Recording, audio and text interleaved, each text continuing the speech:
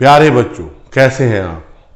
आज फिर एक महत्वपूर्ण टॉपिक, अन्योन्य प्रेरण। अन्योन्य प्रेरण होता क्या है? इसे अंग्रेजी में कहते हैं म्यूचुअल इंडक्शन। म्यूचुअल मतलब आपस में। हमारे पास एक कुंडली है। यह कुंडली किससे जुड़ी हुई है? यह कुंडली एक बैटरी से, यहां पे कुंजी लगा रखी है और यहां पे धारा नियंत्रक लगा रखा है, ये जुड़ी हुई है। इसके पास एक दूसरी कुंडली है। इस कुंडली में केवल धारामापी जुड़ा हुआ है।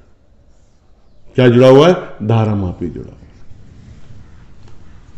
इस कुंडली को हम प्राथमिक कुंडली मतलब प्राइमरी कॉइल भी कहते हैं। इसको हम द्वितीय कुंडली मतलब सेकेंडरी कॉइल भी कहते हैं। जो धारा बह रही है वो किसमें बह रही है? प्राथमिक कुंडली में बह रही है। तो प्राथमिक कुंडली में हम I1 धारा को प्रवाहित कर रहे हैं। ये साउथ पोल हो जाएगा, ये नॉर्थ पोल हो जाएगा। इसका ये फिगर फर्स्ट है हमारे पास। जब मैं यहां पे क्या कर रहे हैं? फिगर फर्स्ट में हम मुख्य धारा को बढ़ा रहे हैं। मुख्य धारा को क्या कर रहे हैं? बढ़ा रहे हैं। जब मुख्य धारा को हम बढ़ाएंगे तो इस कुंडली में चुंबकीय बल रेखाओं की संख्या में वृद्धि होगी। किसमें होगी? चुंबकीय बल रेखाओं की संख्या में वृद्धि होगी, मतलब अर्थात चुंबकीय फ्लक्स में परिवर्तन हो जाएगा। चुंबकीय फ्लक्स में परिवर्तन के कारण क्या उत्पन्न होगा? प्रेरित विद्युत वाहक बल। क्या उत्पन्न होगा बेटा? प्रेरित विद्युत वाहक बल। इसके कारण धारा बहेगी, क्योंकि ये इसका विरोध करेगा। यहां नॉर्थ पोल है, ये चुंबकीय बल रेखाएं बढ़ रही हैं तो इसका विरोध करेगा। यहां कौन सा पोल हो जाएगा? North pole. और धारा कैसे बहेगी? एंटी क्लॉकवाइज, और धारामापी विक्षेप देगी। अब फिगर सेकंड में हम क्या कर रहे हैं? फिगर सेकंड में हम कर रहे हैं कि हमने वही कुंडली है हमारी, इस कुंडली से हम मुख्य धारा को क्या कर रहे हैं? अब घटा रहे हैं। जो हमारी मुख्य धारा बह रही थी, हम उस मुख्य धारा को क्या कर रहे हैं? घटा रहे हैं।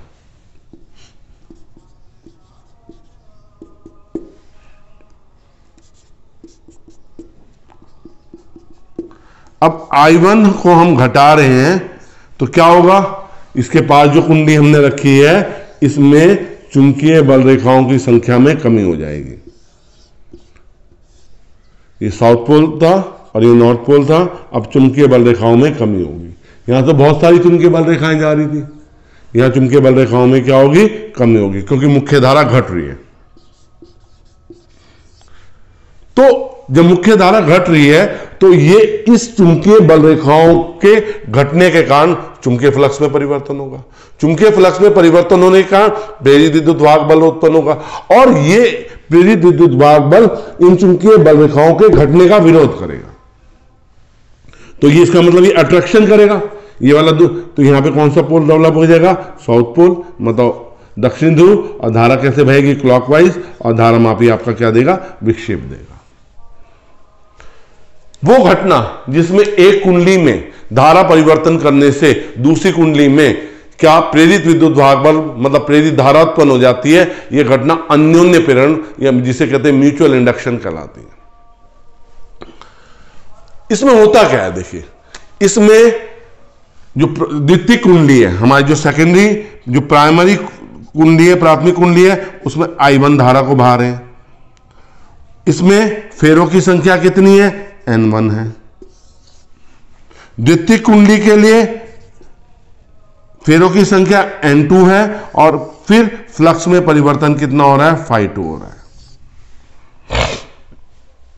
तो Φ2 जो है एक कुंडली मतलब कुंडली की एक कॉइल से, मतलब एक पार्ट से चुंबकीय फ्लक्स में परिवर्तन है। ऐसी कितनी नंबर ऑफ टर्न्स कितने? फेरों की संख्या कितनी है? एक फेरे में फेरों की संख्या कितनी है? N2 Φ2। इसे क्या कहेंगे? बद्ध चुंबकीय फ्लक्स। ये किसके अनुक्रमानुपाती होगा? प्राथमिक कुंडली में बहने वाली धारा के क्या होगा? अनुक्रमानुपाती होगा। तो N2 Φ2 is equal to MI1, ये पहली समीकरण आ गई। M is equal to N2 phi2 upon I1, ये दूसरी समीकरण आ गई। M को क्या कहेंगे? अन्योन्य प्रेरण गुणांक। इसका मात्रक क्या होता है? इसका मात्रक होता है हेनरी।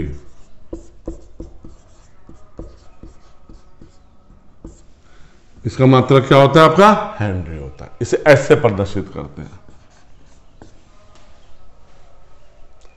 अब प्रेरित विद्युत वाहक बल किस कुंडली में उत्पन्न हो रहा है? द्वितीय कुंडली में उत्पन्न हो रहा है। तो द्वितीय कुंडली में जो प्रेरित विद्युत वाहक बल उत्पन्न होगा वो कितना होगा? प्रेरित विद्युत वाहक बल E2 is equal to minus N2 delta phi2 बटे delta T. E2 is equal to minus delta N2 phi2 upon delta T. अब N2 phi2 क्या हो जाएगा? MI1 upon delta T.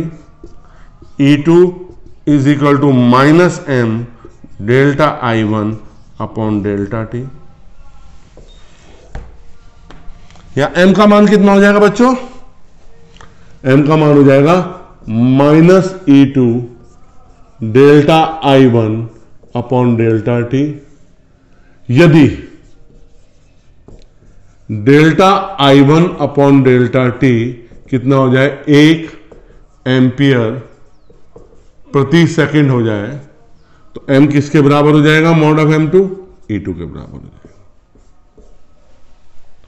यदि प्राथमिक कुंडली में धारा परिवर्तन की दर 1 एम्पियर प्रति सेकंड है, कितनी है? 1 एम्पियर प्रति सेकंड है, तो दोनों कुंडलियों के बीच में उत्पन्न होने वाला अन्योन्य प्रेरण गुणांक किसके बराबर होगा? द्वितीय कुंडली में उत्पन्न प्रेरित विद्युत वाहक बल के बराबर होगा।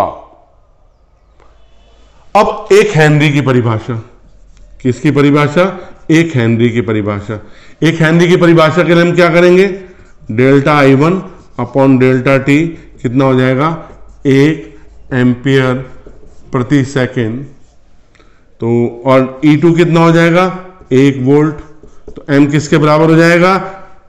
माइनस E2 बटे delta I1 by delta T. Minus E2 मतलब 1/1 किसके बराबर होगा? 1 हेनरी के बराबर होगा।